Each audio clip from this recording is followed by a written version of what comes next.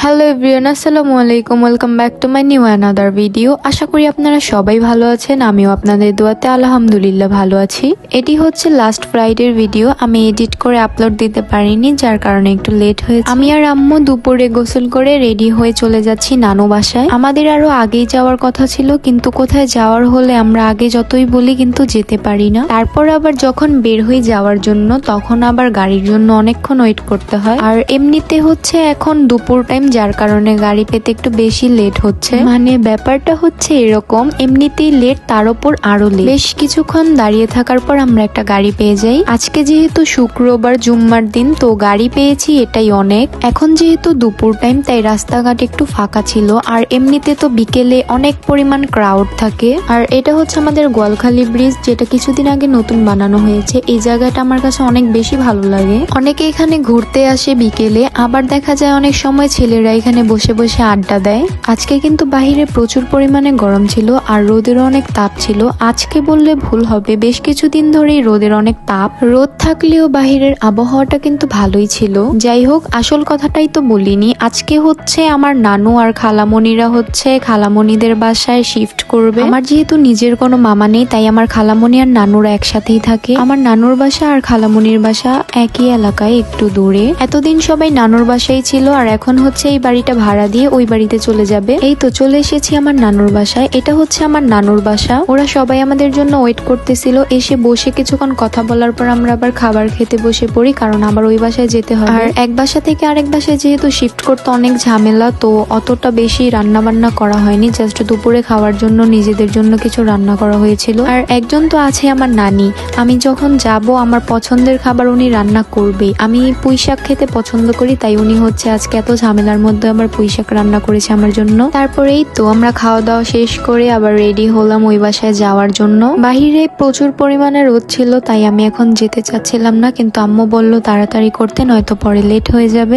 বেশি কথা আর বাড়ালাম না, যেহেতু যেতেই হবে। আমি রেডি হয়ে বের হয়ে পড়লাম। আমার সাথে ছিল রাফসা। আমি আর রাফসা আগে বের হয়েছিলাম হুমাশাকে নিতে। নানু বাসায় গেলে যাকে ছাড়া একদমই চলে না, সে হচ্ছে হুমাশা। হুমাশাদের বাসায় গিয়ে ওকে রেডি করিয়ে নিয়ে বের হয়ে পড়লাম। এর মধ্যে সাইমাও চলে এসেছিল। আমি হুমাশাকে কোলে করে নিয়ে যাচ্ছিলাম, কারণ ও হচ্ছে এই গরমের মধ্যে পার্টি ড্রেস পরবে, যার জন্য অনেক কান্না করছিল, তাই আমি ওকে কোলে করে নিয়ে যাচ্ছি। বাচ্চাদের কান্না মানে বুঝেনি তো ভাই, একবার কান্না উঠলে সেটা তো আর থামার নামই থাকে না। কিছুটা রাস্তা যাওয়ার পর ও নিজেই বলতেছে আমাকে নামিয়ে দাও, আমি হেঁটে হেঁটে যাব।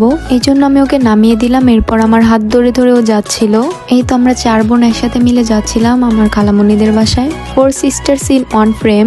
ভালোই লাগছিল ব্যাপারটা। আমি নানু বাড়িতে গেলে আমরা 4 জন বেশিরভাগ সময় একসাথেই কাটাই। যদিও হুমাশা আগে অনেক কান্না করতো, কিন্তু এখন সে যথেষ্ট বড় হয়ে গিয়েছে। এই তো এটা আমার খালামণিদের বাসা। আমরা এখানে চলে এসেছি। ওরা নিজেরা 3 তলাতেই থাকবে, তারপর আমরা 3 তলাতে চলে আসলাম। আর এদিকে হচ্ছে এটা আমার মামাতো ভাই, ওর নাম হচ্ছে হাসিব। ও যথেষ্ট পরিমাণে দুষ্টু। এক কথায় বলতে গেলে ও শয়তানকেও হার মানাবে। তারপর আমি ওর সাথে একটু দুষ্টুমি করতেছিলাম। এদিকে হুমাশাকে বললাম তুমি একটু ঘোরো আমার হাত ধরে, আমি তোমাকে একটা ভিডিও করি। তারপর ও আমার হাত ধরে ঘুরতেছিল। বেচারি ঘুরতে ঘুরতে ওর মাথাটাই ঘুরে গিয়েছিল। হুমাশা আর হাসিব দৌড়াদৌড়ি করে খেলতেছিল। আর এইদিকে আমি আমার নিজের একটু ভিডিও ক্লিপ নিলাম। সাথে আমার বোন সাইমাও দাঁড়িয়ে আছে। সাইমা পাশে থেকে আমাকে বলতেছিল চশমা পরলে তোমাকে একদম ম্যাডাম ম্যাডাম মনে হয়। এইদিকে তো আমাদের বড় আফা আছেই, যেখানেই যাব পিছনে পেছনে চলে যাবে আর বলবে আপু তোমার মোবাইলের লকটা খুলে দাও, আমি গেমস খেলবো। এখন একটা মজার ব্যাপার কি জানেন, আমরা সবাই বসে বসে আড্ডা দিচ্ছিলাম। ও মা, কোথা থেকে যেন হাসিব চলে এসেছে হাতে একটা পলিথিন নিয়ে। সেই আমার হাতে একটা অরেঞ্জ পাইপ আইসক্রিম দিয়ে বলতেছিল এই নাও এটা তোমার জন্য, আজকে আমি সবাইকে আইসক্রিম খাবো। তারপর আমি ওকে ওর পাইপ আইসক্রিম ফেরত দিয়ে বললাম আমি প্যাকেটেরটা খাবো। তারপর ও আমাকে একটা প্যাকেটের আইসক্রিম দিল।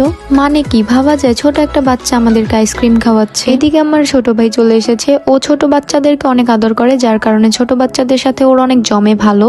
বাই দ্য ওয়ে, তার কিছুক্ষণ পর আসরের নামাজের পর হচ্ছে এদিকে মিলাদ পড়ানো হয়েছিল, যার ক্লিপ আমি নিজেই নিইনি। ব্যাপারটা কেমন দেখায় তাই জন্য আমি কোনো ক্লিপ নিইনি। এরপর হচ্ছে সবাই চলে যাওয়ার পর আমরা কাজিনসরা মিলে একটু আড্ডা দিচ্ছিলাম। এখন আবার আমি আর আম্মু বাসায় চলে যাব। সো এভরিওয়ান, আজকের ভিডিওটি এই পর্যন্তই। ভিডিওটি দেখার জন্য সবাইকে অনেক বেশি ধন্যবাদ। এন্ড আশা করি খুব তাড়াতাড়ি নতুন আরো একটি ভিডিও নিয়ে চলে আসবো। সো সবাই ভালো থাকবেন, সুস্থ থাকবেন। দেখা হবে নতুন আর একটি ভিডিওতে। Thanks for watching. Tata, bye bye, আল্লাহ হাফেজ।